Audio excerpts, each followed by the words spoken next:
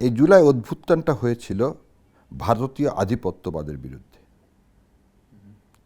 আমাদের অভ্যুত্থানটা হচ্ছে ভারতীয় আধিপত্যবাদের বিরুদ্ধে, এবং এই আধিপত্যবাদের পক্ষে যারাই এদেশে সমর্থন করবে তখনই আমার সন্দেহ হয় উত্তাপটা ইলেকশন ইঞ্জিনিয়ারিংয়ে পরিণত হবে কিনা।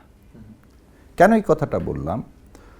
যখন ধরে নেন শহীদ রাষ্ট্রপতি জিয়াউর রহমান আওয়ামী লীগকে পুনর্বাসন করার ১৩ দিনের মাথায় তাকে শহীদ হতে হয়েছে, এবং তিনি যেদিন হত্যা হন সেদিন শেখ হাসিনার এই দেশ ছেড়ে পালিয়ে আখাউড়া পোর্টে ধরা পড়ার কোনো কারণ ছিল না, কারণ জিয়াউর রহমান মারা গেছে, তার সাথে যদি ওনার সংযোগই না থাকে উনি যাবে কেমন করে। এবং জিয়াউর রহমান যখন শহীদ হলেন তার সাথে আপনি যতগুলো মিলিটারি অফিসারকে মারছেন সবগুলো ছিল মুক্তিযোদ্ধা।